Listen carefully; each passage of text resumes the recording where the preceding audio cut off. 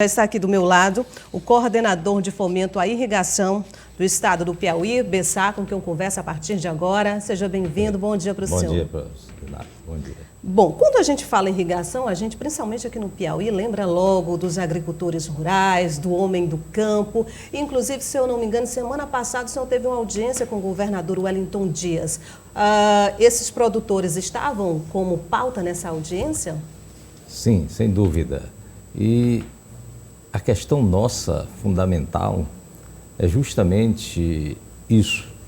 Nós estivemos mais uma vez conversando com o governador, onde na pauta esteve a liberação de recursos para conseguirmos mais kits de irrigação. O kit é um equipamento básico que permite você fazer uma irrigação numa determinada extensão de terra, variando de 500 metros quadrados, o menor, até 5.000 metros quadrados, o maior. E o trabalho todo nosso, desde o ano de 2016, quando começamos a fazer essa ação de fomento, quer dizer, estímulo, orientação, mostrar que uma coisa é aguar a terra e a outra coisa é você fazer irrigação. A gente vem tentando se estender ao máximo possível, notadamente naqueles municípios do semiárido. A nossa marca hoje, já conseguimos ultrapassar mais de 70 municípios, indo exaustivamente, paulatinamente, conversando e mostrando e treinando e capacitando o pequeno produtor rural, que é o nosso foco principal de atuação. Houve um tempo, Nádia, em que os pais de família, 30, 40 anos atrás, os interioranos, colocavam com uma dificuldade enorme o filho para estudar na cidade.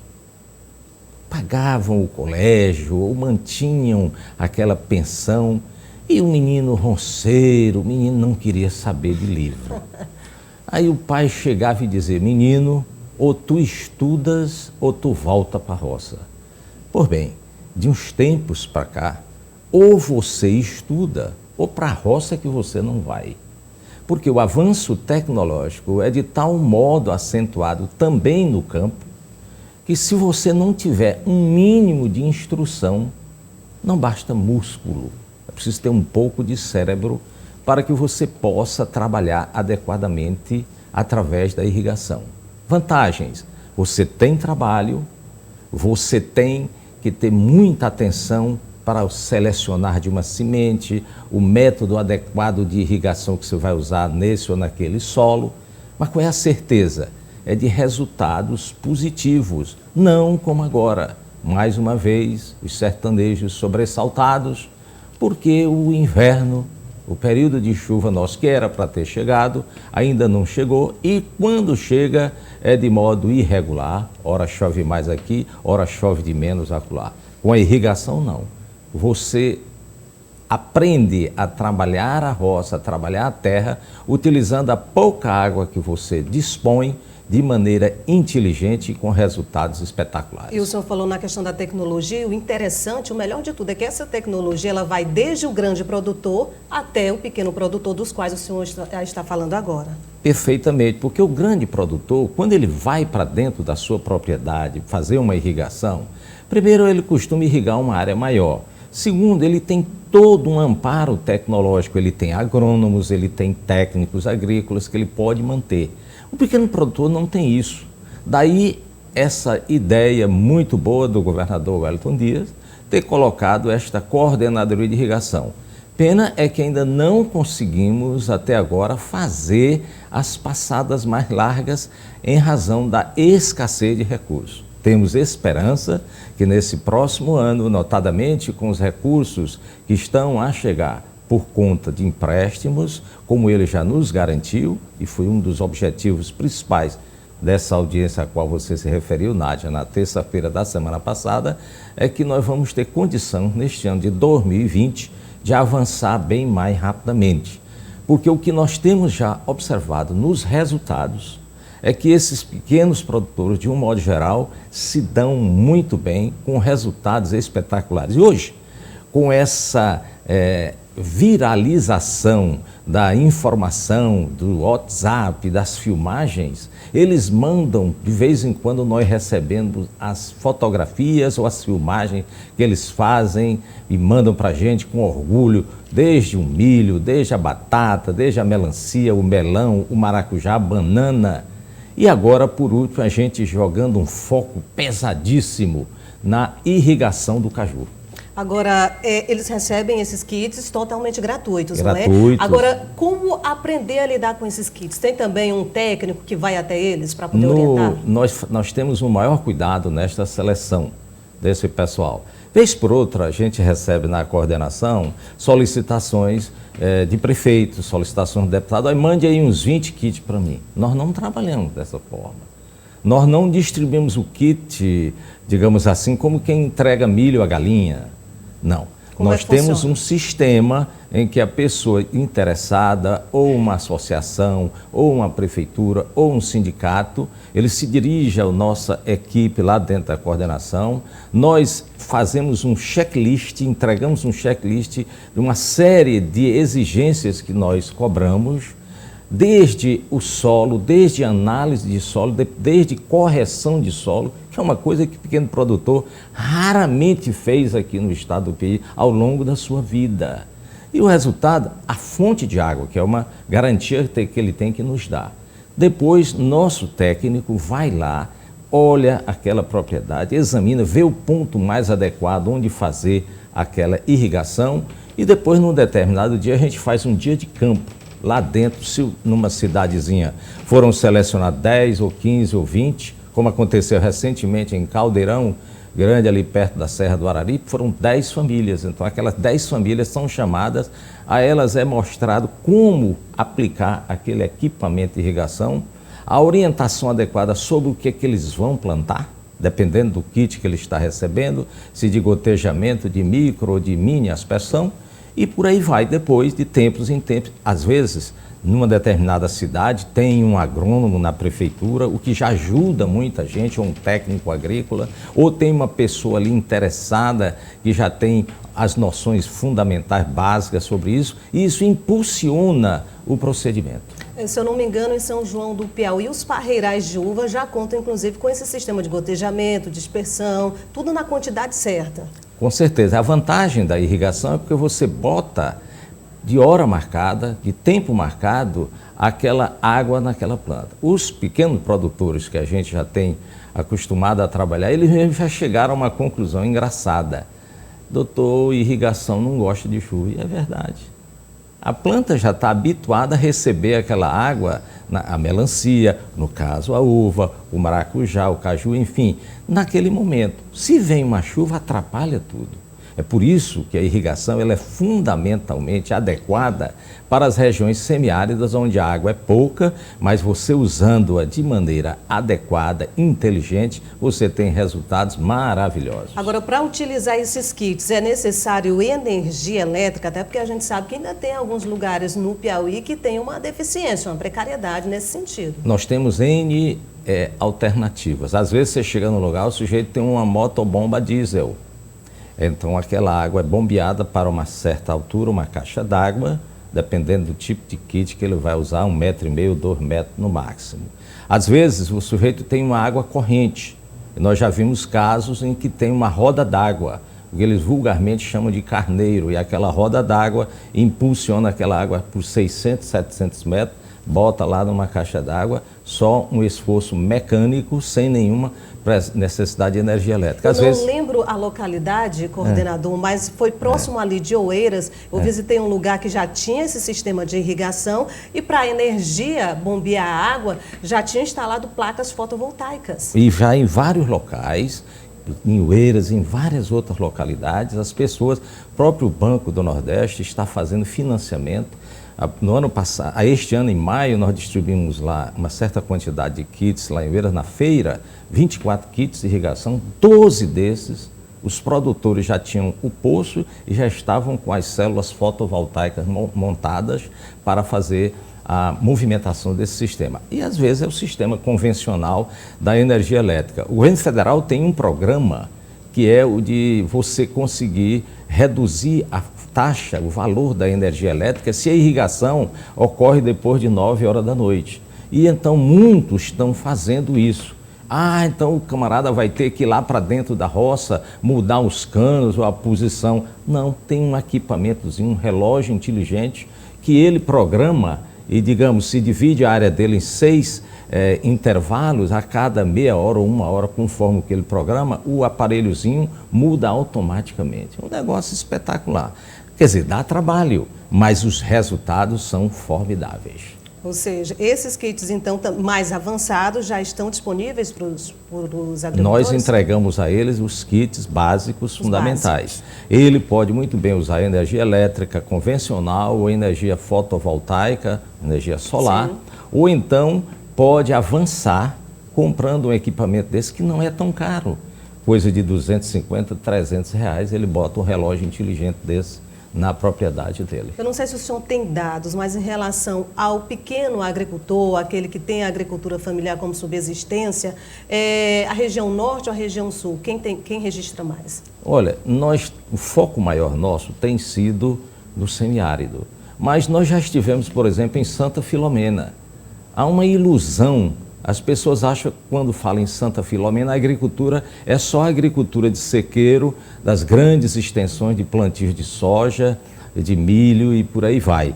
Mas nos interstícios, nos intervalos dos vales, das sentadas, dos planaltos, mora uma quantidade enorme de família e com água abundantemente. Nós chegamos lá.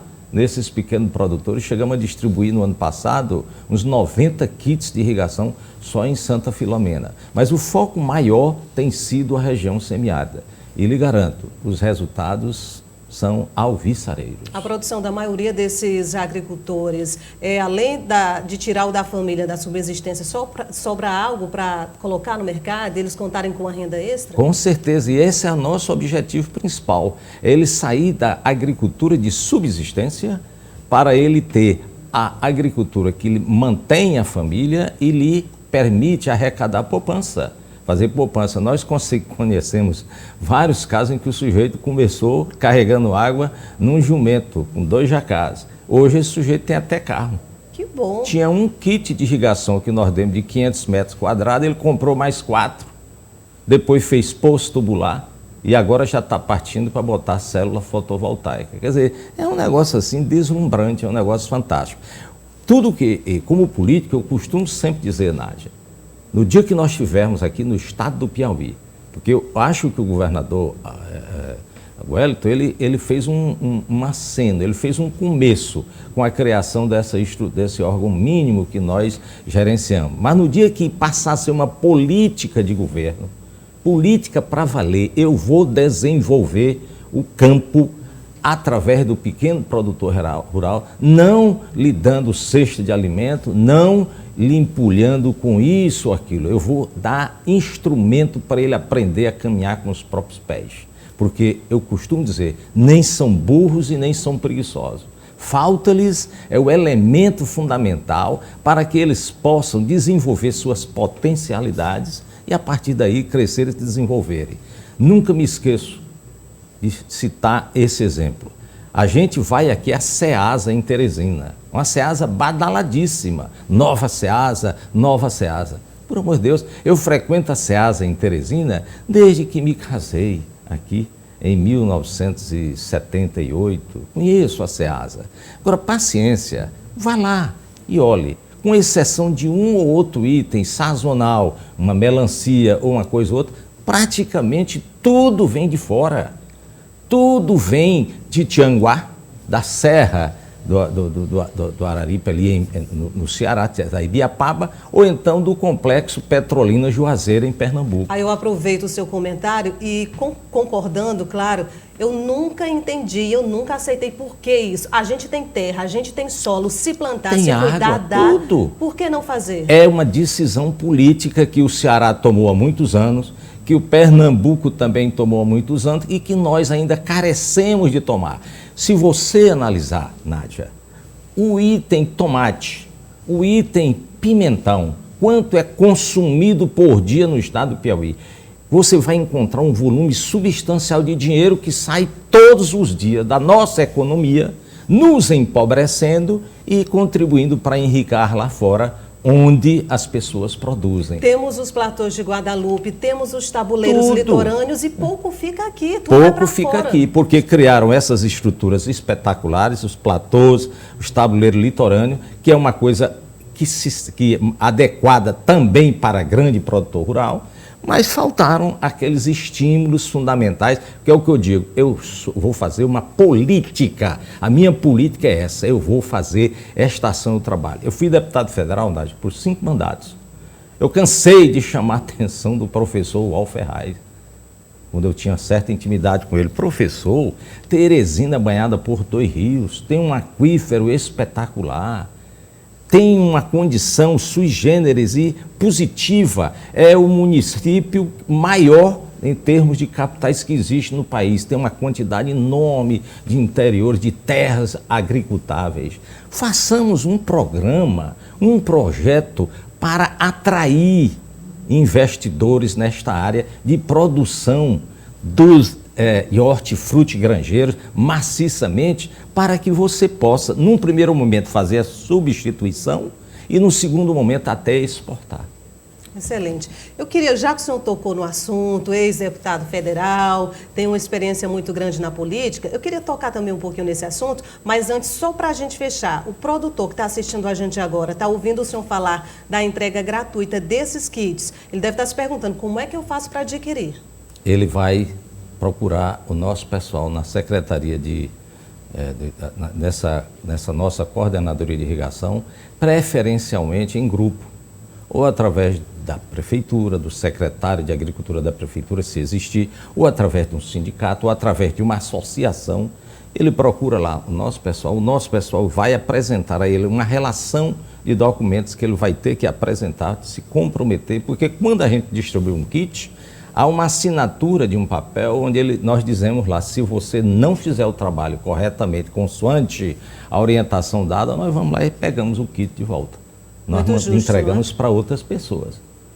Ok, falando de política rapidinho, claro que o senhor tem um grande trabalho prestado à cidade de Oeiras, quem conhece o trabalho do senhor sabe disso, mas de um modo geral, nacionalmente falando, estadualmente falando, ano que vem, ano de eleições municipais, de que forma o senhor avalia esse cenário hoje, como eu disse, tanto no âmbito nacional quanto estadual e até municipal? Hoje a gente registra, infelizmente, todo político que vem aqui eu faço essa pergunta, porque eu não imaginei que eu iria ver o nosso país dividido do modo que está hoje. E na visão do senhor? Na minha avaliação, essa divisão é uma divisão que só faz puxar para trás. Eu penso da seguinte forma, quem esteve no poder depois do regime militar há 33 anos, governou, deitou e rolou, fez o que quis. Vamos deixar o pessoal que está aí. Nas minhas informações, nas minhas leituras, eu vejo esse moço chamado Paulo Guedes como uma figura ímpar, uma figura diferente, e que bebeu na fonte do maior economista e planejador econômico que o Brasil teve, que foi Roberto de Oliveira Campos, que implantou naquele período do regime militar, no início do regime militar de Castelo Branco, ele implantou modificações macroeconômicas no Brasil que fizeram com que o país, a partir de 1967 e por 10 anos, mesmo com o choque do petróleo de 1973, o Brasil cresceu ano a ano uma média de 8%, 9% e até 10%. Nos últimos anos nós temos tido crescimento negativo. Poucos dias eu vi o Paulo Guedes falando, o crescimento nos últimos 3 anos era 0,5% ou menos 1%. Nós já temos uma projeção de crescimento de 1%. Paulo Guedes disse, eu podia dizer que vai crescer 100%.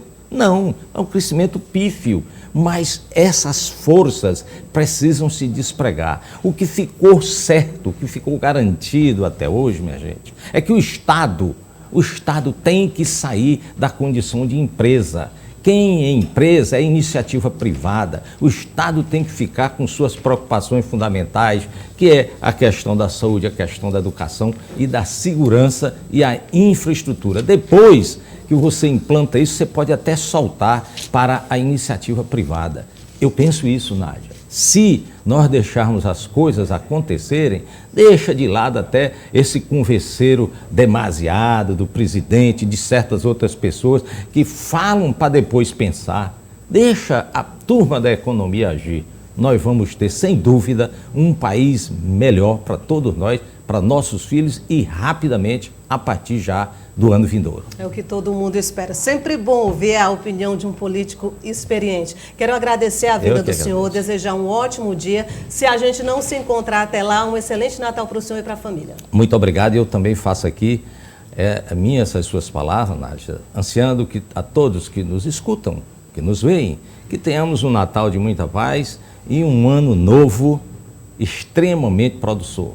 Que Janus, a olhar para trás, com sua face bifronte, a olhar para trás, permita a gente ver onde erramos. E a olhar para frente com a outra face, possa o horizonte cada vez mais se abrir nesse 2020 e que com certeza será muito melhor para o Brasil e para todos nós.